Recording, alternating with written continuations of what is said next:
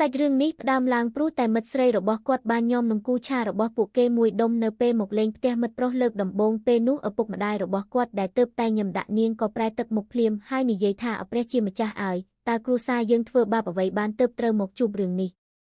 តើយើងនឹងរស់នៅជាមួយកូនប្រសារស្រីដូចអ្នកនាងនេះដោយរបៀបណាស្ត្រីនោះមិនដឹងថាខ្លួនធ្វើខុសអ្វីទេដូច្នេះនាងក៏សួរមិត្តប្រុសសម្លាញ់របស់នាងភ្លាមប៉ុន្តែបុរសដែលជាមិត្តប្រុសនាងនោះក៏ស្រាប់តែបែរមករកនាងទាំងទឹកមុខមិនសប្បាយចិត្តដែរហើយនិយាយថាតោះចែកផ្លូវគ្នាតែនាងមិនអាចដឹងថាមានរឿងអ្វីកើតឡើងនោះទេម្ដាយរបស់គាត់ប្រញាប់ប្រញាល់មកឆក់យកខ្សែដៃដែលទើបតែឲ្យនាងនោះមកវិញហើយដេញនាងចេញពីផ្ទះហើយក្រោយពេលត្រឡប់ទៅផ្ទះវិញស្ត្រីនោះបានប្រាប់មិត្តភក្តិជិតស្និទ្ធរបស់នាងអំពីអ្វីដែលបានកើតឡើងថាខ្ញុំគ្រាន់តែញ៉ាំនំគូឆាមួយដុំពីផ្ទះគាត់ប៉ុណ្ណោះនោះវាមិនមែនជាអាហារដ៏កម្រអ្វីនោះទេប៉ុន្តែពេលនាងនិយាយចប់ភ្នែករបស់មិត្តភក្តិជិតស្និទ្ធរបស់នាងក៏បើកធំហើយប្រាប់នាងឲ្យពន្យល់យ៉ាងច្បាស់ម្ដងទៀតថាតើនាងញ៉ាំនំគូឆានោះដោយរបៀបណានាងបានតបថាខ្ញុំគ្រាន់តែចាប់យកមួយដុំដូចធម្មតាហើយទំពាប្រហែល7 ឬ 8 ដងតើយ៉ាងម៉េចវាគ្រាន់តែជានំគូឆាសុទ្ធជីវ៉ាន់ធម្មតាប៉ុណ្ណោះតើវាត្រូវមានមាសនៅខាងក្នុងឬយ៉ាងម៉េចតើបញ្ហាអ្វីមែនទេមិត្តនាងទៅវិញថាយើងឈប់រាប់អានគ្នាទៅខ្ញុំមិនចង់ឃើញមុខអ្នកម្ដងទៀតទេបន្ទាប់មកមិត្តភក្តិជិតស្និទ្ធរបស់នាងក៏បែរខ្នងចាក់ចេញទៅដោយមិនងាកក្រោយដើម្បីដឹងថាមានរឿងអ្វីពិតប្រាកដស្ត្រីនោះបានជួលអ្នកស៊ើបអង្កេតឯកជនម្នាក់នាងប្រគល់ប្រាក់សន្សំចុងក្រោយចំនួន$50,000របស់នាងហើយសុំឲ្យគាត់ស្វែងរកការពិតក្នុងរយៈពេល3ថ្ងៃនេះហើយអ្នកស៊ើបអង្កេតនោះបានប្រាប់នាងថាខ្ញុំនឹងតាក់ទងអ្នកភ្លាមនៅពេលដែលខ្ញុំរកឃើញការពិតប៉ុន្តែមុននឹងខ្ញុំរកឃើញការពិតចូលប្រយ័ត្នចំពោះស្ត្រីនៅជុំវិញអ្នកហើយកុំប្រញាប់ញ៉ាំអ្វីដែលអ្នកណាម្នាក់ឲ្យអ្នកឲ្យសោះថ្ងៃបន្ទាប់ស្ត្រីនោះដើរទៅធ្វើការដោយស្មារតីស្រពេចស្រពិល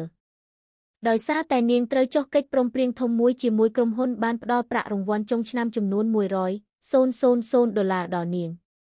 អ្នកគ្រប់គ្រងរបស់នាងថែមទាំងបានកក់ភោជនីយដ្ឋានមួយសម្រាប់អបអរសាទរទៀតផងនៅពេលអាហារពេលល្ងាចបានមកដល់អ្នករាល់គ្នាបានអបអរសាទរនាងដែលបានក្លាយជាបុគ្គលិកឆ្នាំប្រចាំឆ្នាំទោះបីជាមិត្តប្រុសនិងមិត្តភក្តិជិតស្និទ្ធរបស់នាងបានចាក់ចេញពីនាងដោយគ្មានហេតុផលក៏ដោយភាពកក់ក្ដៅរបស់មិត្តរួមការងាររបស់នាងពិតជាធ្វើឲ្យនាងមានអារម្មណ៍រំភើបចិត្តប៉ុន្តែបន្ទាប់មកអ្នកគ្រប់គ្រងក៏នាំយកនំគូឆាដែលគាត់ធ្វើដោយផ្ទាល់មកហើយនិយាយថាបុគ្គលិកពូកែរបស់យើងត្រូវខំមុនគេប្រញាប់ឡើងសាក់ខំមើលមួយទៅនាងក្រឡេកមើលនំគូឆានាងមានអារម្មណ៍ថាភ័យ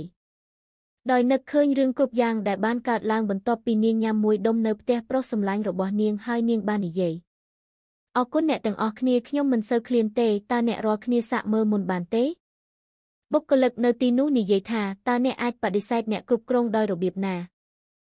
អ្នកទើបតែទទួលបានប្រាក់រង្វាន់ហើយឥឡូវនេះអ្នកកំពុងតែធ្វើខ្លួនជាអ្នកធំហើយមែនទេស្ត្រីនោះភ័យស្លន់ស្លោដោយមិនដឹងថាត្រូវពន្យល់យ៉ាងណាដូច្នេះនាងរកលេសទៅបន្ទប់ទឹកប៉ុន្តែមិត្តរួមការងារជាស្ត្រីម្នាក់ដែលមិនដែលចូលចិត្តនាងមានចេតនាសួរថាតើនាងមើលងាយនំគូឆារបស់ពួកគេមែនទេដោយគ្មានជំរើសអ្វីផ្សេងនាងនិយាយថានាងមិនញ៉ាំនំគូឆាស្នូលសាច់ទេប៉ុន្តែពួកគេក៏នាំយកនំគូឆាបួសមួយចានទៀតមកហើយឥឡូវនេះនាងគ្មានវិធីបដិសេធឡើយនាងបានគិតថាលីអូជាមិត្តប្រុសនិងចាវ៉ាន់ជាមិត្តសម្លាញ់បានចាក់ចេញពីខ្ញុំដោយសារតែនំគូឆា